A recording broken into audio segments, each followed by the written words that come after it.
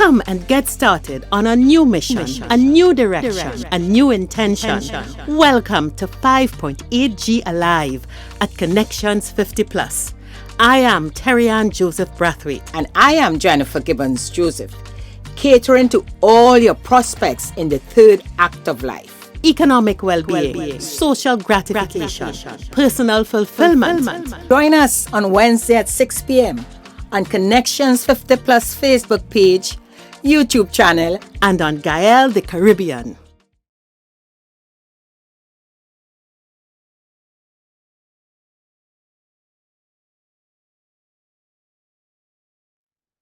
Good evening, everyone, and welcome to 5.8G Alive, brought to you by Connection 50 Plus.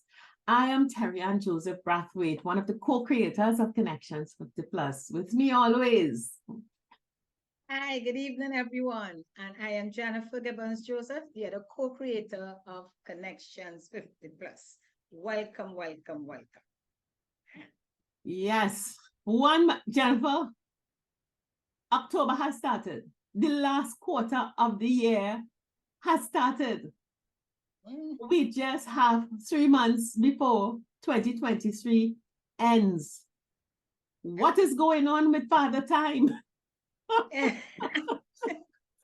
It's really something else. You know, time flies really quickly.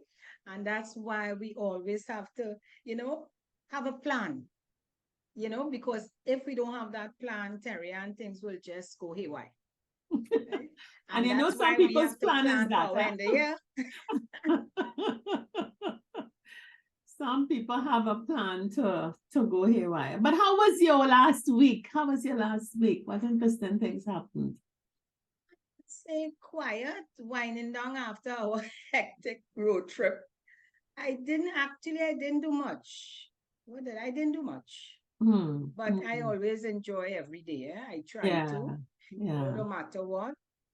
I look forward just having life and being active, So, but nothing in particular, nothing out of the ordinary. Yeah. I had a busy week, but a strange week, and I think it flows well into what we're going to discuss today. I really did the final closing off of an important part of what I call transferring our family's legacy. So it was a very, very, very hectic week, and lots of lessons learned in terms of closing off matters related to the family home. So it was tiring, it was hectic, but yet it was very energizing and energetic. And I got some reflections on how I need to manage my life now. We 50 plus people, 60 plus people, look around you. Make sure what you have around you is what you need. Otherwise, start to get rid of that. We could become hoarders. Yeah. If we're not already hoarders.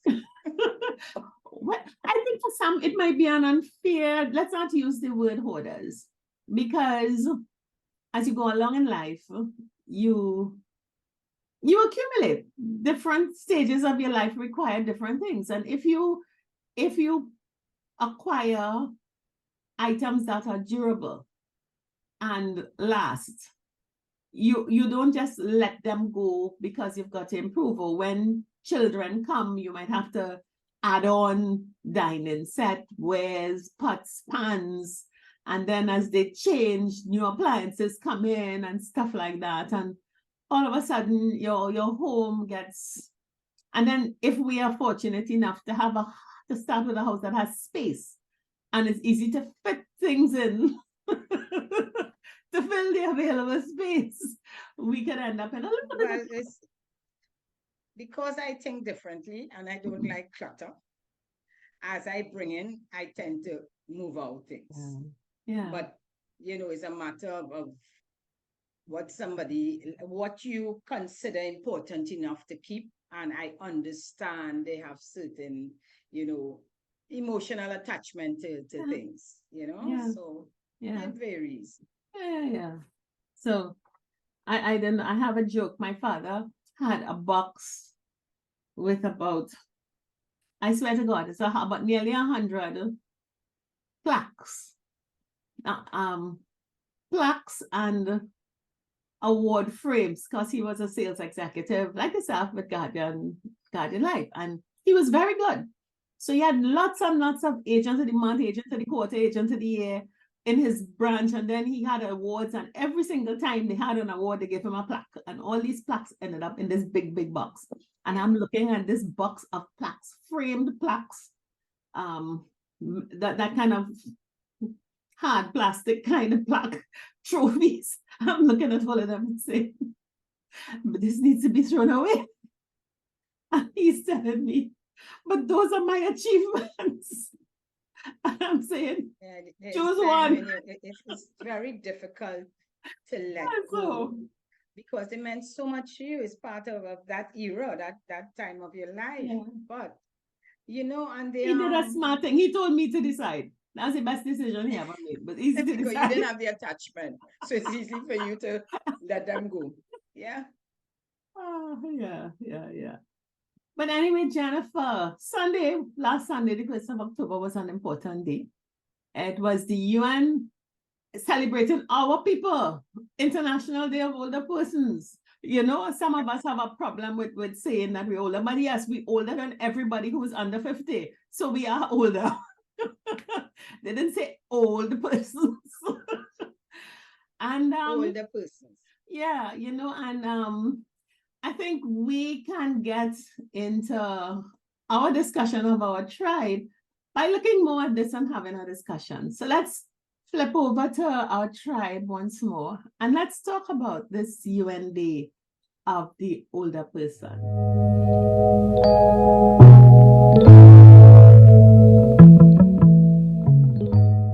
Yes, Ariane. So, as you said, Sunday, UN celebrated, International Day of Older Persons. And their theme was resilience. And resilience of older persons in the changing world.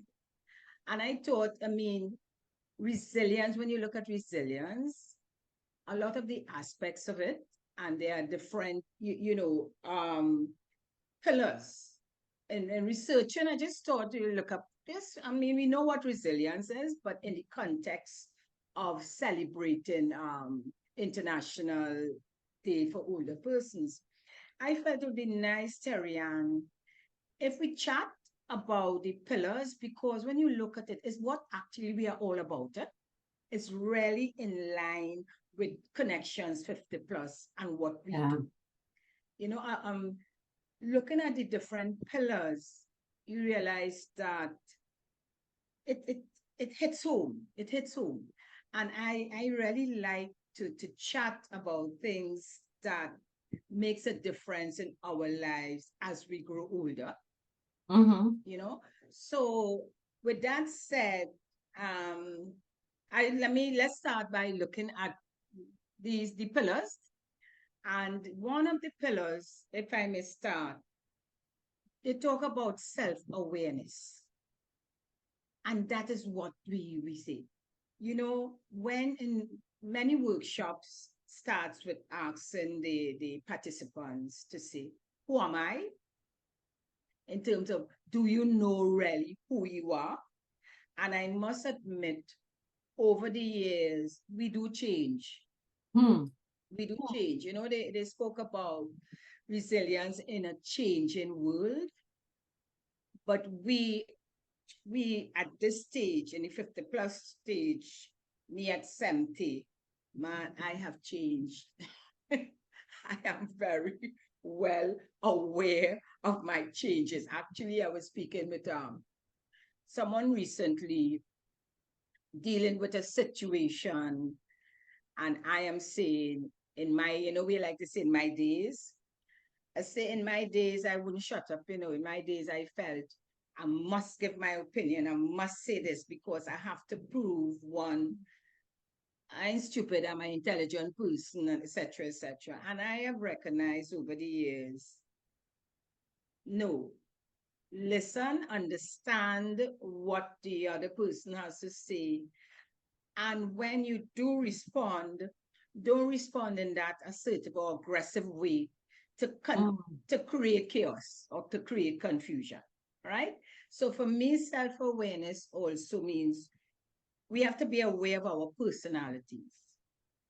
So if your personality is one where you may be a bit on the loud side or more assertive, etc., you should understand that and know how to manage your responses or manage your life.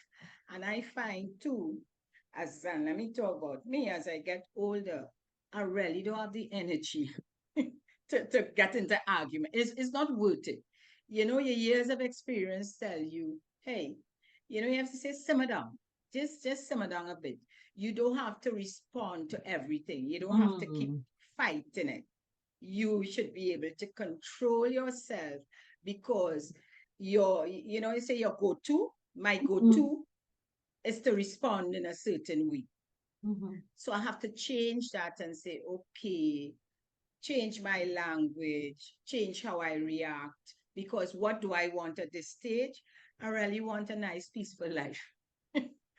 I don't want to start gaining more enemies or have that animosity going. So being self-aware help you if you want to be resilient. So that's my take on the self-awareness. That's my example how I deal with that, being more self-aware. And check myself all the time. I will check myself and say, but you didn't have to answer, or you didn't have to do that. You could have done it better. And I am open to, I wouldn't say criticism, but I am open. I listen to the other person's opinion and I'm willing to be wrong. So that's what I would say in terms of that factor of being self-aware. Yeah. I think for me, if I look at resilience and any of the pillars, I always go back to roots and try to understand what exactly are we talking about when we say resilience, because people can have a different definition of resilience. And when your definition of resilience is different, then how you approach each of the aspects is going to be different. And you think resilience, you think about something stretching a rubber band. You think it's resilient, it can handle. And I think even if we look at the definition of resilience, it's about getting back to your normal state when you go through some kind of thing. So why are you resilient? It means that I don't think it's your normal state, but it means that if something happens, you can get back to your normal state. And if we look at the definition of resilience, it speaks to that, the ability to go through crisis and come back after crisis to a normal state. And many people are harmed, broken, and changed by crises or a disruption in life, and it can make you forget what you were before. So I think, as you said, that first pillar of resilience is self-awareness, because if you don't know what you normally are, then if you go through some kind of crisis or some kind of emergency that you have to alter what your normal state is, you can stay in whatever you had to change to during the crisis if you don't know what you have to come back to. So if you are not self-aware, and when I think of self-awareness, I think of who is the person that I am? What do I believe? What do I find to be true? What brings me happiness? What do I not like to be involved in? Because as they say, sometimes a crisis put you in a good bacchanal and confusion with other people, because you might have to stand firm. But when it is done, you have to find a way back to that peaceful self. Or sometimes you might have to question your God, but you have to know how to come back. So I think self-awareness is something that we must seek and we must understand. And Jennifer, I think you will agree too that even as we've worked with people And we've gone through some of our coaching programs, like the Reset program and all those things. Many people really don't think of who am I, and many people live their lives reacting to what they think the world expects of them and what people tell them they should do and what they believe they should be in their role. So when crisis hits and they have to alter, the resilience may be a bit weak because they're not self-aware enough to know what to come back to. Yeah. I think that may be an issue and something that we need to look at. What do you think? Yeah, and I agreed when you started by saying, how do you interpret resilience? Because it may vary. But yes, resilience is like, like what you said, you have a rubber band, but you're coming back to yourself. No matter what, you're coming back to you because you are the decision maker. You deciding what road you should take. So yeah, that self-awareness is important. Now, these factors, what we are saying, the pillars, they're not in any particular order. No, and it varies, and it's just taken. I mean, it's simple in terms of looking at what resilience is and the pillars, but it can go in so many different directions, And the second one we can look at is what we do all the time, Terry Ann, and that is one of our buckets, which is self-care. Right? Because without that self-care, and basically what we do, self-care is taking care of yourself, right? And you have the different aspects of taking care of yourself. And again, it will vary because to me, in order to make that decision, in order to be resilient, in order to live the kind of life I would like to live, I have to look at me. I want to be active, and to be active, I need to look at how am I taking care of my health. So when I really do a life plan all the time, and in my life plan, self-care is really at the top, right? And that is because I know if I don't, and I have what do I do in terms under that heading self-care? Yeah.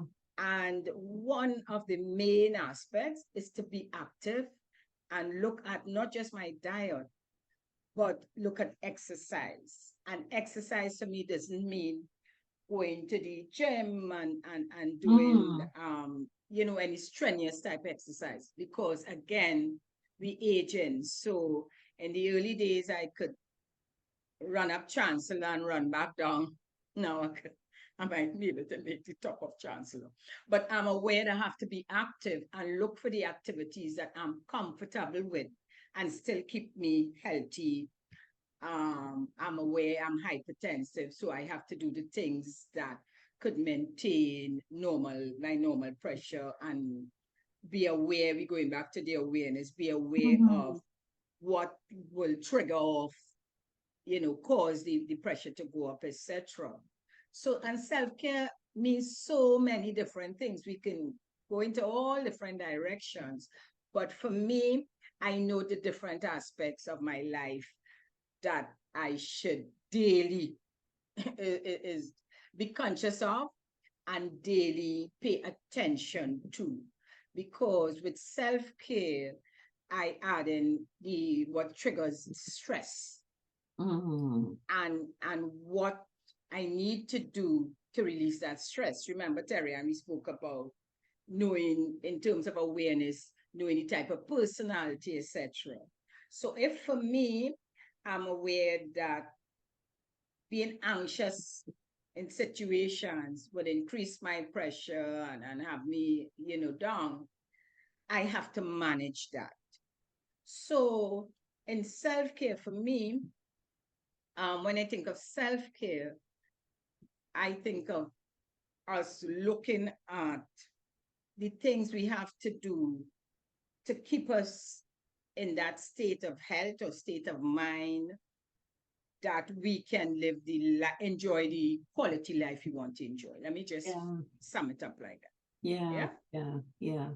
You know, there's so much, and you're very right, Jennifer, because we inundated through social media with all kinds of advice on how to do this, how to do that, how to solve this, how to solve that, how to do this, how to do that.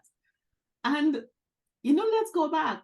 If you're not self-aware, you're back to letting other people tell you what to do.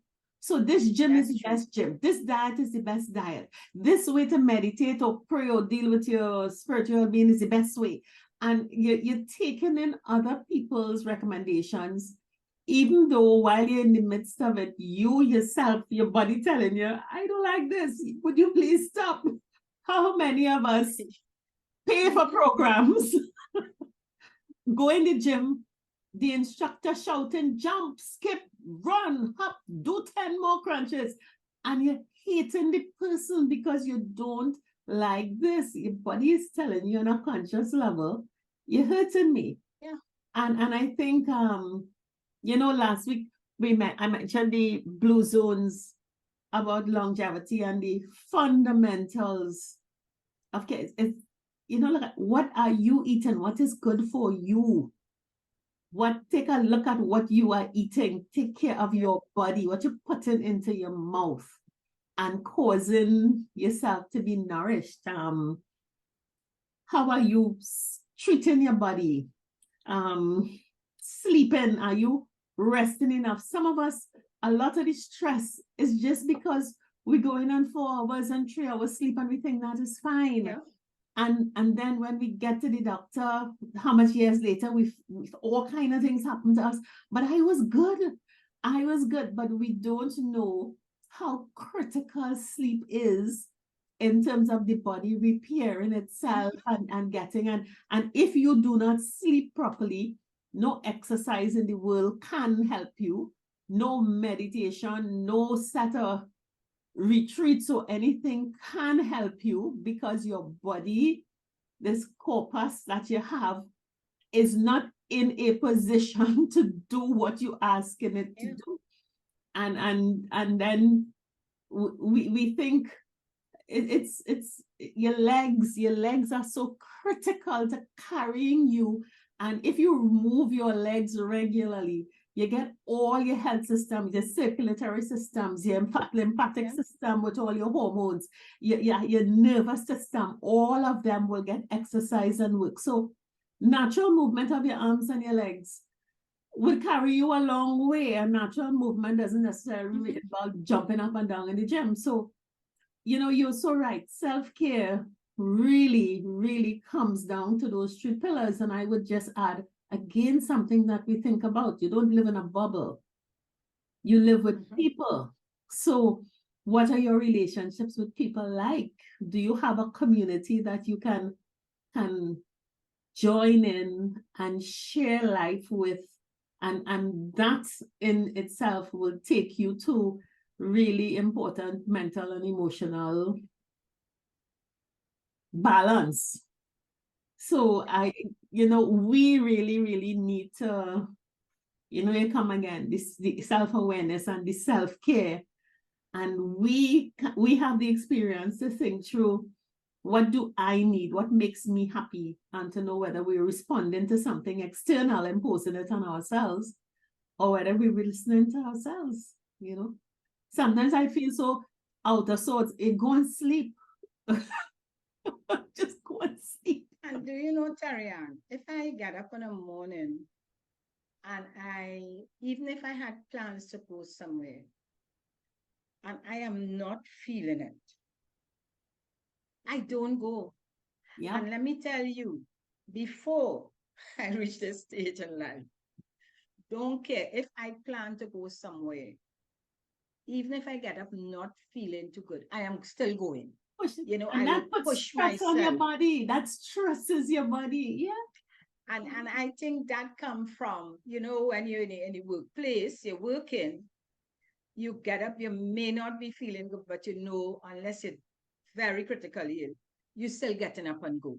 Yeah. All right, because you may have Yeah. exhausted your sick leave, or you figure it has certain things so important on your desk that you must complete, etc. So you build that habit with the stress on your body, pushing. And we must be aware now, at this stage in life, it is not good for our health to continue that habit. We have to look to see how we can balance our time, to do that. Yeah. And Jennifer, you know, something that we are not good at this stage in terms of self-care is that emotional well-being. We are not admitting when critical relationships are not good. And we are afraid to go and fix it. We use the word confront, which is a negative word, and you shy away from it. We don't know how to make peace with demons that we live with. And I don't mean people are devils. You have bad relationships with children, with spouses, with neighbors, with in-laws, with friends, and it's there grinding and inside of you, and you have to contort your social life to avoid this one or don't talk to that one, and that emotional, how do we manage our emotion? We angry about things and we not just deal with it. Say, I don't like this. I'm 60 years old. I don't like this. I'm not doing it. You know, that emotional, you know, we could eat and we could exercise and we could do the other things, but how we handling our emotions is turning into cancer, it turning into stroke, it turning into diabetes, turning into all kinds of things. And it's an important part of self-care. Yeah, because actually that leads Terrian to the third pillar. As I said, it's not in order. We just, chatting on it. It's positive relationships. And you said it. That relationship, as you know, I tend to go to how we speak in terms of it eats away inside. You're growing up and you say you should release that, because if you don't release it, it eats away inside. And I interpret that saying more, and you talk about it manifests in the way it could be cancer, it could be being hypertensive in different ways, causing ill health. And it is a fact. And there's so many different aspects of the negative relationships. That's why they say positive relationship, what we have to look at. But I wanted to, Terrian, and in speaking with people, because we chat all the time about self-care and relationships, etc., especially on this stage as we grow older. Listen to me. We do carry a lot of baggage, We carry a lot of baggage. And it's when we down and out, and you sit back and say, there are real situations, and I'm sure each one of you are listening to us could relate to a personal situation in your lives that eating away your inside in terms of your emotions, right? Emotions. And it could be simple. You grow up in a household, or you may have, you refer, it could be a children, could be spouse, could be a sibling, whoever. And for some reason, the relationship has never been the best, because many reasons. Sometimes we don't like to admit it's jealousy. We may not like to admit it's because we want control, or we want to be seen or heard, look like the more intelligent one, the nicer one, all the different reasons. And we carry that with us right through life.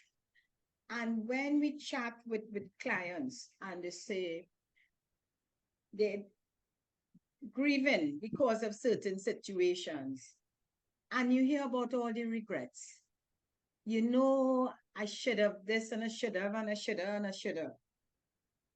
And at this stage, Terrian, even if we carried it on to the third act stage, I would suggest, and I'm talking because I'm actually actively doing it too, is that see the things that the emotions that we could release or come to terms with, and communication. You mentioned that, in chatting just now.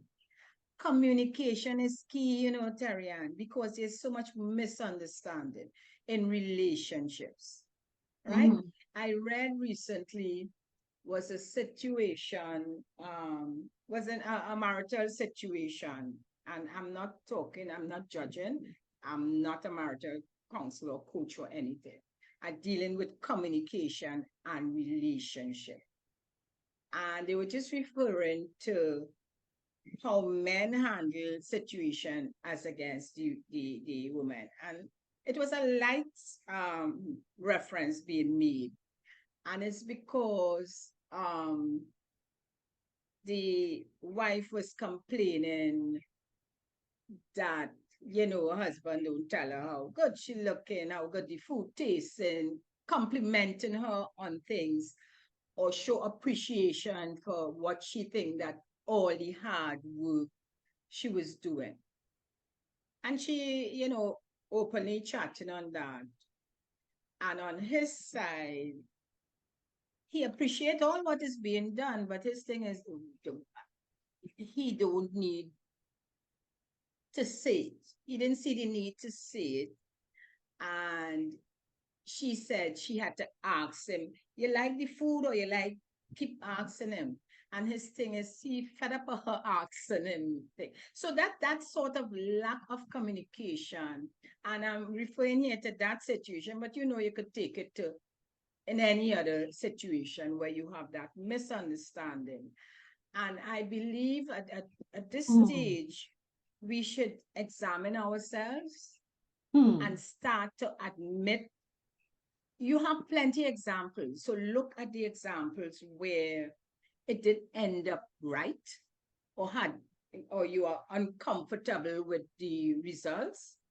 And if we really examine that, we would say, you know what?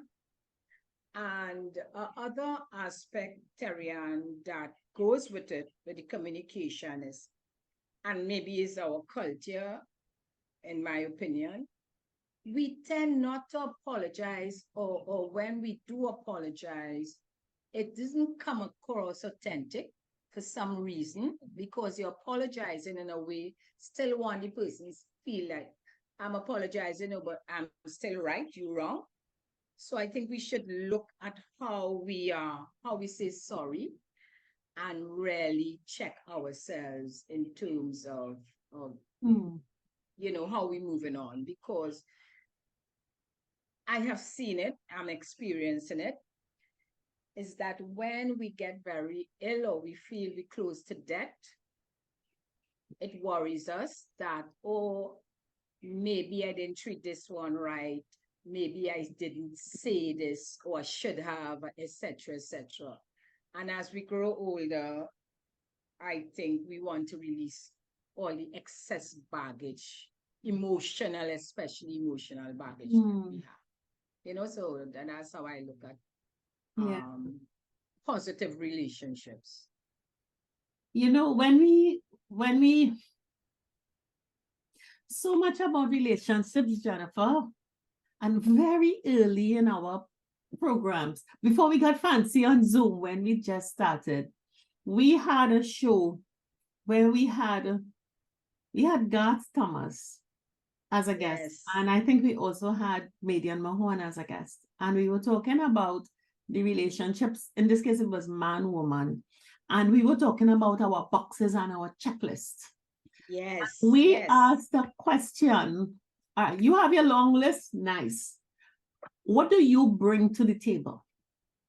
And so many of our relationships, even when we talk about what's going on with the relationship, is what I find you should be doing, or what I bet you not doing. In the case of, I'll use the example that you gave. A woman is sitting down grumbling because the man is not saying that he likes the food or whatever. Just ask him, how did you like the dinner? Instead of sitting down and grinding that you're not saying it. If you want it said and it is not being said, the poor man is clueless that she needs it to be said. He probably saying, well, I'm eating the plate clean and I'm finishing the food and every day I come and eat your food. It's obvious. And I'm not leaving back any food. I'm not leaving back. And you know, there are the 5 love languages: words of affirmation, acts of service, receiving gifts, quality time, physical touch. If by my actions I show you I love you or I care about you, and this does not refer only to intimate relationships, it could be friends, then I don't need to tell you, read me. But if you need words and you don't follow actions, then tell me so that I will know how to love you. And, you know, I come to the word love and I come back to what is love? And so it has to come back to heart and spirit. And in the spirit, love is wishing good for the other. And if I approach my relationships wishing good for you, then I love you. And if I wish well for you and I've prepared a lovely meal and I ask you if you like it, and I really wish well for you, it will not be from a selfish place where I want to know if you find my food nice, but it will be, are you enjoying the meal I prepared for you? And if you say yes, then I'm happy. You know, so when we look at how our relationships are, you know, there's a branch of psychology that says most relationships are a mirror. And what you react to in a relationship, whether it is positive or negative, is 99.999% your reaction to something you see about yourself. You know, Terry, I want to just stick something here. When you refer about the food and you ask very nicely if you enjoy it, we always expect the person to say, yes, darling, it was really nice. If they only say that I like it, but the peas or the meat or need something some salt. could need some salt. Wow. We're not listening to all the great things about we take it personally. We would jump on that aspect and undo all the good. And I think we have to also be aware what happens if the response, and we say it could be in any other situation, that look at it as maybe, okay, I can do it this way to please that person, you know? And they're giving because you they're telling you take it as what they like. Take it as feedback. But you want them to like it the exact way you prepare it. And so when you were speaking, I'd say, hey, let us look at the other side too. Yeah. Because our expectations sometimes cause us to react in a negative way. Yeah. Because I think a lot of times, or think of when you have a positive reaction. Someone that in the relationship does something, they're feeling nice, they're feeling good. They are meeting a need that you have. So they're reflecting back at you what you want, and you're happy. And sometimes you don't say, when you're complimented on stuff, you don't say thanks, you're rude. You say, well, I'm nice, so, but whatever it is. But in the same way, when something is happening that is triggering a negative feeling in you, ask yourself, what am I not getting that I want? And use that as a way to start talking to the person to see, because, you know, I've been through stressful times with the family for the last year, and the whole family has been under stress. And to avoid war and bacchanal, sometimes I've just had to sit back when things are said or things happen, and I ask myself, what is it that I'm getting from this person that is getting me so angry? And most of the time, it is a need that I have. And I've taught myself to either ask the person straight to present it in a different way, or to help them to understand what I need. And I don't think that makes me needy. In many ways, it has helped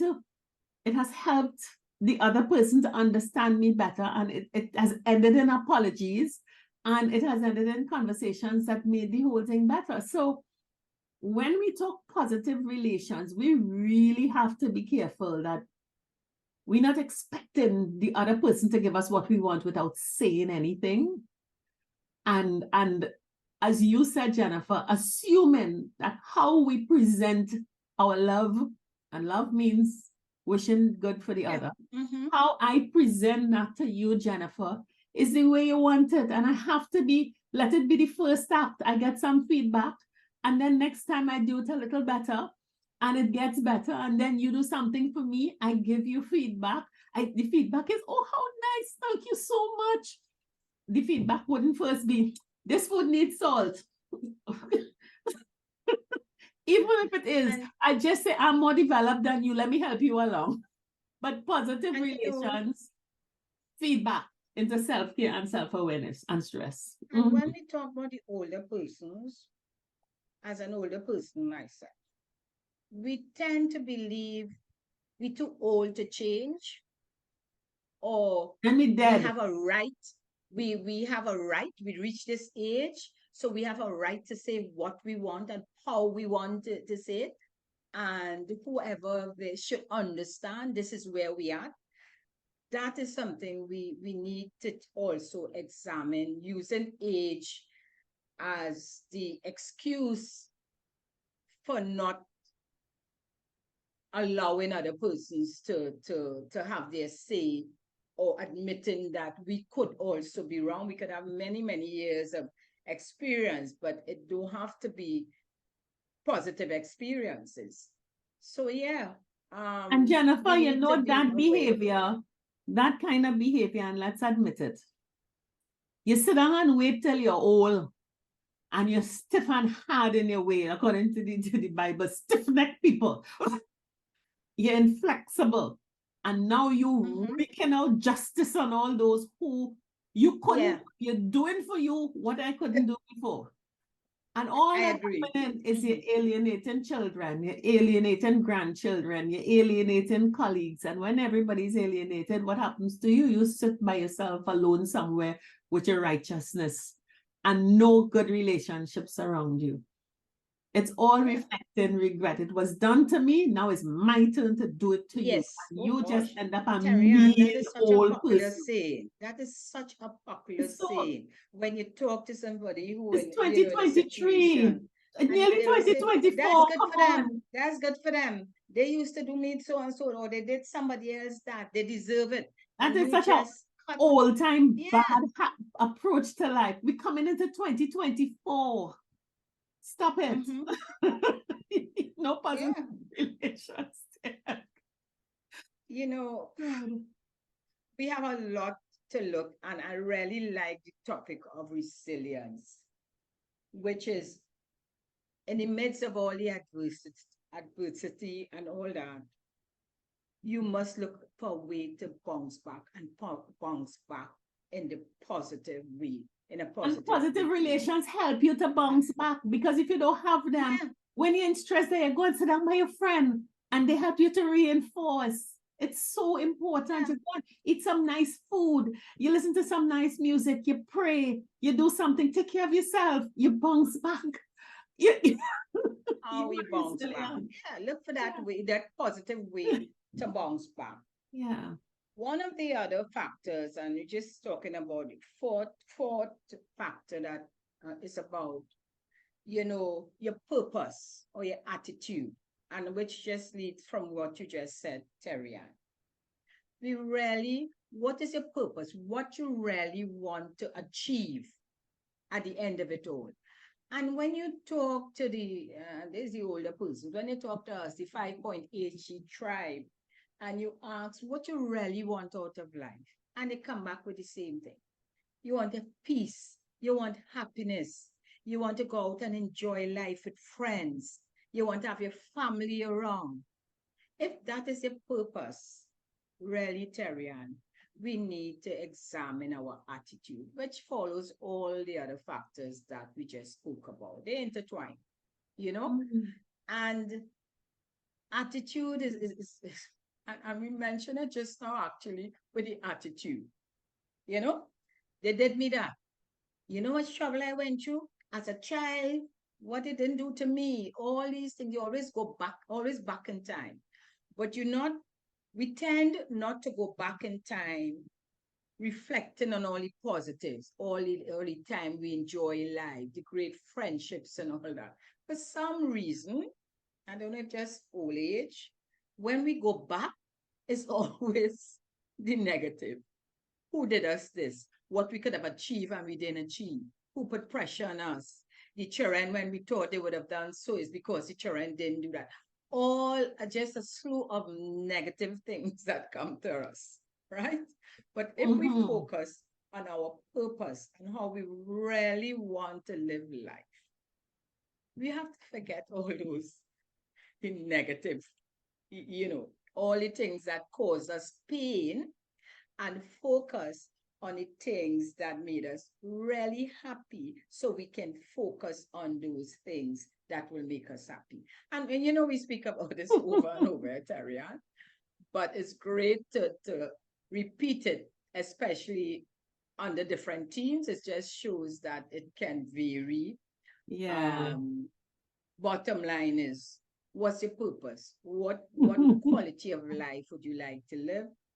And if we could not blame others for where we are today, and see what we can do. And let me just throw in this. The budget was just read, right? And in all my years, I haven't recalled after a budget where people say, oh, this is great and they're happy and life will go on great, right? So I've never heard that. So you continue hearing all the negatives, only negatives. And sometimes I wonder when I hear some people talk and I said, where's the solution? The solution is sometimes, and I'm just referring to, it's so much negative in the air that even if solutions are being suggested, it's being lost with you being bombarded by so much negatives. And, I was just listening to a program this morning where you were getting all the negative. And then I just laughed, right? And I said, at this stage in life, you see that? I'm not taking that on. My stage in life, my purpose, no matter what's happening, I need to find a way for me to enjoy life in spite of. Of course, the awareness, we said about awareness. So yes, prime all the things. What can I do to see if I can make my life different? And as I said that, you would ask what I did this week within my compound. There was someone chatting about security and things. Very, very a great presentation because it focused more on self. What can you do? What can you do within your household? Not about the government and this and that, but you within your situation, within your compound, within when you go into the outer space, what can you do to help yourself feel better or to say that I can still go out as against locking up in a home, So that's what I mean. We need to, and I told so this morning when I was listening to all the negatives, I say, you're not catching me in this. At my age, I have been through all that already. At this time, I'm not stressing out more. Let me think of ways that I can live comfortably where I want to in spite of. So that's my purpose. By definition of what you said, you have made a statement that you are a resilient person. It means that no matter what is going on in your environment, you can bounce back. Unfortunately, I think most of us, as we've been saying before, have been formed by the environment. We don't know how to go inside and be what we want to be. And because we have, for the past generation, been brought up in a very toxic, negative environment that is racist, that is classist, that is I am better than you, that is competitive. We have been taught that our value, our purpose, our reason for being is defined by another thing or another person. Yeah. And very, very few of us are self-defined, so that no matter what is going on in the environment, I can come back to center and bounce back, therefore be resilient. And I think the whole issue of purpose, because if I ask you, what is the purpose of this? Is a pencil, it is to write. You know, what's the purpose of a garbage bag? It's to hold garbage. And if I know the purpose of a thing, then a garbage bag is to hold garbage. And I think that's a bad example, but I'm going to use it. If I know it is made of plastic and it can rip, am I going to put heavy pieces of broken glass in it? It will tear and it will burst. So if I know my purpose, if I know who I am and what I am and what am I here to do? I'm here to be a mother to my children. I'm here to be a partner to my spouse, a friend to my friend. I'm here to witness to my God. I am here to, what are you here to do? If you know that, and you know yourself, then you will not react to every single thing going on in your environment. And as they stretch you so, you stay so. Then they stretch you so, you stay so. Then they pull you down, you stay down. They put you up, you stay down. Then they throw you off the ledge and you fall off the ledge and you collapse. You are totally not resilient. So if you know your purpose, look, take up anything around you. Look around you now and pick up any inanimate object. That plant in the corner, what is it doing there? It's beautifying the room.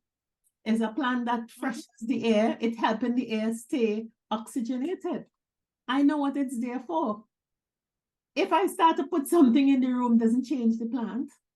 And very often we say, what is our purpose? And we can't answer, or we answer it in the context of somebody else. And that, I think, really starts to break down our ability to be resilient. So, you know, so the budget is red. Is anything in the budget affecting you? No, nothing, nada, nothing is affecting you. The change in minimum wage, your pensioner, you're not being affected. The price of gas has not changed. And so, that's your awareness. What stage are we at? So what people have to be self-aware about is the reaction, whether it is positive or negative. You're reacting to something else. You're reacting to something else. And if you're self-aware and you know you have an agenda, good, have a good time reacting. Have a good time reacting. But again, you know, when we ask ourselves, what is our purpose? What are we here for? And it isn't necessarily a long-term thing. It's simply, where's my purpose for today? You know, it is so important to being able to be resilient. And I hope that as we are talking through this discussion, our listeners are checking on themselves and measuring up, and not measuring up for no prize or no game or no trophy or anything, but just to have an awareness of how resilient are you, because as you get older, you have less pliability to bounce back. And the world has shocks to pull you. And if you don't find a way to get back to your original shape, and if the original shape you don't like it, then work on changing the shape. So purpose is so critical. Tarian, so the fifth factor that we're going to chat about is mindfulness, which is that word mindfulness, you hear it a lot now. But I want to start by saying this. Again, you know, I speak very openly. I know I'm not perfect, and I have a working on all the areas that I believe would be my weak areas. And I am very much about friendship, creating a tribe, connecting to people, etc. But, you know, every now and again, I might get a comment that, Jennifer, check yourself and see if you're not living in a bubble. Meaning that because I choose to focus on positives, and in spite of the negatives coming at me, and we know we have challenges, we all have, but choose to look at, again, focusing on my purpose and how I handle it. And it's not just a remark to me. You will hear that statement being said many times about, oh, that person living in a bubble, indicating that they're not, the way they are acting or going about their business, it seems that they're not aware of all that, what is happening around them, which is not true. And for me, when I hear about mindfulness, we go back to all the things, all the other factors that we mentioned. Yeah. Being aware, mindfulness is being aware, and Terry, and you mentioned just so it don't have to be, your purpose could be now, today, you get up, this is my purpose for the day. Mindfulness, for me, is being aware of your surrounding today. This is where you are. This is what's happening to you right now. Because it changes. Situation changes all the time, So when you are mindful, you are aware of what is happening around you. And when you have that awareness, you can decide what you're going to do about it. Whether you're going to turn to your Lord, because that is normally our first stop. Well, that's my first stop for the guidance. I pray. I ask, hey, this is the situation. I put the situation out there. I need guidance as to how best to handle it. Whether it causing me pain, stress, whatever. And let me tell you on the other hand, if my situation and I'm aware and I'm really happy and things happening, I give praise for that too. I allow it to, say manifest what you want and you achieve it, you give praise. So the positive energy, you keep inviting that positive energy that I talk about all the time and find ways to remove it. So mindfulness to me is being aware of your situation at the time and making that choice of how you want to deal with it. If you want to go down the negative road, or if you want to see how you could go back to your center, as you said, find your center and use that strength that you have in you to deal with it. Mm-hmm. So that for me is not being very heavy on mindfulness. Mm-hmm. That's just basically how I would refer to mindfulness. I think you're very right. And, sometimes I think one of the most important things we have to understand for resilience and all the other issues, and it comes straight down to mindfulness, is that my resilience is not your resilience. Yep. And so many times you meet people who, but why they so? Why they don't change? Why they don't? That's judgment. That is whatever it is, And I using the definition that you use, that being understanding and knowing where you are, what is going on around you, so that you don't have to be reactive and overwhelmed by stuff. I know where I am. It's chaos around me, is whatever it is, but I know where I am, and I am ready to deal with it, but I don't have to jump up and be overly reactive. And sometimes we see people living in the most, in our opinion, dire circumstances because they're not living like us. Or we look at other people and we wish we could live like them. And we want what they have, again, being focused on other outer circumstances. There was an interview, again, in preparation for our budget, and they were talking to a vendor, a young woman, and they were talking about, what do you think the minimum wage should be and stuff like that? And she just watched the report of it. I'm a vendor. I had to make my dollars here, and what I make today, I make do with it. I decide what I could buy for my children and what I can't buy for my children. And if I don't make enough money, then we do it out until I see what I do tomorrow. I think that is the essence of mindfulness. She's not going to let the world or the world's expectations turn her inside out. She understands her purpose. She is a vendor. She has to do what she has to do today to make money to take care of her children. She's doing her best. She probably putting the fundamentals in place for their care, their self-care. And she is aware of who she's a very mindful person. And whether they do or they don't do, until her circumstances allow her to move on to something she wants to do, not what somebody thinks she should do, that is a resilient woman, you know? And that mindfulness, you know, I think it is really understanding where you are and not being influenced and judged by others. And if I am mindful and this is where I am and this is where I choose to be today now, and this is in keeping with my self-care, self-awareness, the relationships I have and so on, then I am okay today. I'm resilient. I will survive to tomorrow. I won't be stretched out of shape and twist up and turn up. And I'm okay. Now, you mightn't be okay with it, but if I'm not bothering you or hindering you or doing something illegal or immoral that's affecting you, then leave me alone. I am resilient for my purpose. You know? Yeah. It is really something else. When we think about the word resilience and all that goes into it,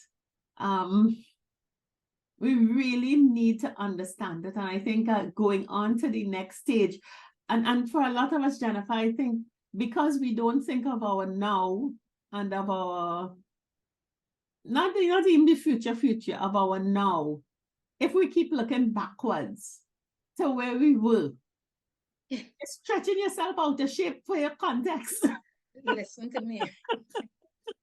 You know, it's quite interesting, you know. Growing older, things change. And it's just on a lighter note. So, a very good friend of mine, her complaint is always her size, right? She wants this, she looks good, wasn't big, but always wanted to be this size 8 because she find when a size 8, eventually, she never reached a size 8. She was about a 12. And now we reached this age, right? She complained all the time, saying, oh gosh, I wish I could have. At this age, some families, some of us shrink, no matter what, when we get older. So recently I saw her, and she showed me a dress. She's so good, look at my arms and thing. Oh, good, people will feel I have this, that. I said, well, now you're size 8. She had to laugh. And she said, look at that, girl. All the time I want to be a size 8. Now reaching that, I don't want to be that again. So you say, looking back, I just remember that. But that's recently happened. And I had to laugh. And I say, you know, we really have to be careful and just be happy with our lives as we go along. You know?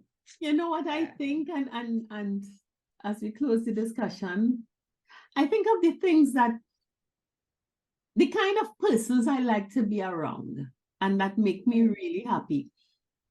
And it is really the definition of a resilient person. You see somebody who is calm, at peace with themselves, whatever they are, not trying to fix and change and shove and probe and critiquing themselves. And this is where I am, how I am today. And be happy for where and we are today. Truly happy with how they are. And not, there's no but in the question. Yes, I got a but. Yes, I got a but. It's how you are today, whether you have glaucoma, diabetes, hypertension. Whatever. We try our best to be happy with the life that we have. You are where and you could make it better, today. Terrian. We could make our lives much better. I'm not even going there, Jennifer. Just be happy today with where you are. thank God, know that you can do better, but sometimes just telling somebody, you could do better, immediately puts them into, all right, I have to do better because where I am is not good enough. Well, they have to. The thing is, again, you go back to awareness. If you are happy with where you are, great. If you're not, then you have to look at what else you have to do. But again, it's an individual thing. In closing, what I would like to just say, and I just wrote this, and it's an aspect of resilience too, is for us to be able to remain flexible and adaptable while facing life challenges, to just sum it up. And that's about it. And really and truly being resilient in a changing world is what that is what it is, and what we have to be. Yeah. I would say for celebrating the International Day of Older People, take 15 minutes and just bask in your resilience of being happy with where you are right now, no matter what the circumstances. Yeah. And we hope that you would have gotten some nuggets today to help you at least reflect and enjoy life, because the only permanent thing is change. And rubber band has to go back to something. So be self-aware, be mindful, take care of yourself, have positive relationships, and don't forget your purpose, because if you forget that, you'll go off your track. Great? Yep. Okay, so see you all next week. Bye. Bye.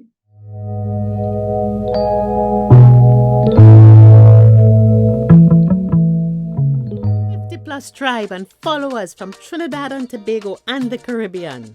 Thank you for joining us on this Connections 50 Plus 5.8G Alive show. We hope you enjoyed the lively conversation and look forward to seeing you next week. Don't forget to like our Facebook page and subscribe to our YouTube channel. We really love getting your feedback. Bye for now.